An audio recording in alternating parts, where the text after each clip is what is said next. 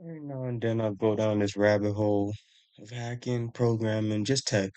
Right now we hacking, and I went from bounties to malware to more malware, and we gonna learn more malware.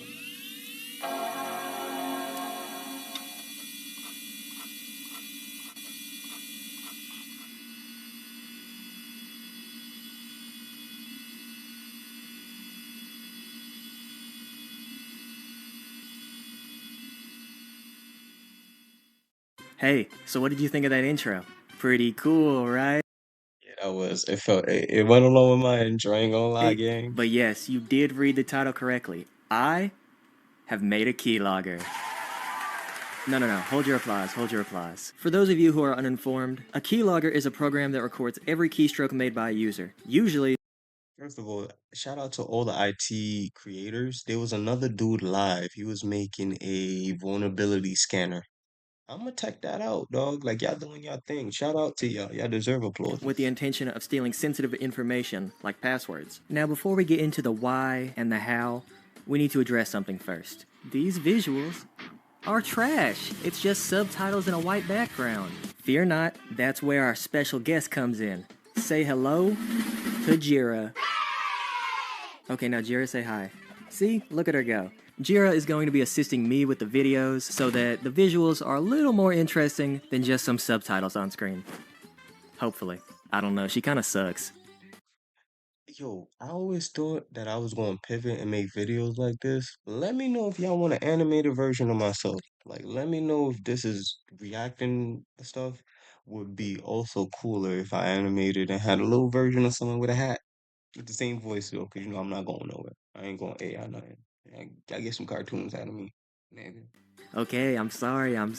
You know I didn't mean that. Now that you've been introduced to Jira, let's get into the first question. Why did I make this? And to put it simply, I just wanted to see if I could. I first got the idea when I was working on a different project. I probably should have made a video on that first, but oh well. This project involved needing to monitor keystrokes while the program runs in the background. And that's when I had an epiphany. Wait, couldn't I just make a keylogger? When it comes to answering the second question, how did I make this? That one is gonna take a little longer to explain. AKA, the rest of the video. I am very much a novice when it comes to creating malware, with this being my first ever attempt at something like this. Even then, the average computer is likely vulnerable to this program, so I won't just be talking about how awesome and cool this is. Yeah, like for me, I made this cool ass algorithmic trading bot, but low key, like no, high key. Some of the information that I used was sample data, and most of the sample data is being removed right now. So the next probably 3 to 6 months, I'll be fine tuning and back testing it for real, for real, for real. So like fucking awesome because now it's giving information and there is some bugs. It's more like a signaler than a HFT scalper. I wanted it to start off like making money every day, but it's just giving signals. Even though it is really awesome and cool. I'll also be touching on how you can protect yourself against something like this. The other project I mentioned earlier was made using Python, so I figured I should use Python for this one too. No, Jira, not that type of Python, the programming language. Where did you even get that from? Whatever. Okay, so that's cool and all, but how do we monitor keystrokes? Well, we're just gonna use the same library that I used for my other project, PyInput. Jira, can you go get the code ready? Alright, thanks. So let's go through my first iteration of this keylogger. Skipping past the functions for a second, this is the listener. This basically just says that when a key is pressed, it will trigger the onPress function, and that when a key is released, it will trigger the onRelease function. Pretty simple, right? Now let's look at the first function, onPress. The first thing it does is a simple try except block. The reason we need this is because keys like backspace have the name attribute, but not the char attribute, whereas it's opposite for something like the A key, which has a char attribute, but not a name attribute. For our needs, these two serve the same purpose, that being a name we can associate with a key. So this try except block just simply gets a name for whatever key was pressed. This next line creates the string that will be saved to our output file. And this final portion of the function is what actually logs the keystrokes. First, we set the file path where we want it to be saved. I chose to save it to the local user directory under an extensionless file named Steam because, be honest, if you were going through your files and saw that, you'd be like, yep, sounds about right, and go on about your day. Then, this next portion checks to see if the output file already exists. If it doesn't, then it will make a new file from scratch and write to that. If it does, then it will open the existing file and append the string to the end. And that's pretty much it for the first iteration. The onRelease function is almost the exact same as the onPress function, with the only difference being that the string it creates When you see that 99% of this shit is probability, like when it just comes to like writing code down, if this happens and do this, if that happens and try this, or else, then you realize then your logic becomes the key to coding. Like understanding syntax for me was hard because it was like trying to remember all the formulas in math. You get what I mean? I will always try to remember the formulas, but then it got to a point where things clicked. Like I would look at equations and know what formula to like apply to equations.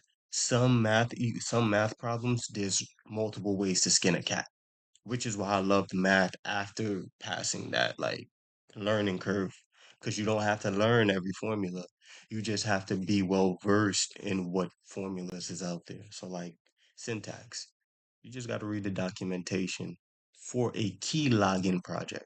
So like yeah, I probably wouldn't copy this, but definitely like this line of code right here, because it reminds me that this going to have to be an iteration that repeats.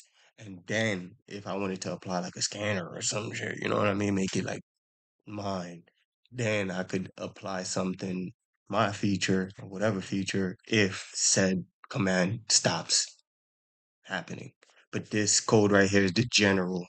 Like I don't know if you guys understand. Like this is the general. Like log this key, save it in this, save it in that, or else, and then all the other things happen. You know what I mean? says released and Which is majority of the hacking. Like that's why they call you guys script kiddies, because you guys never get past the like. It's simple.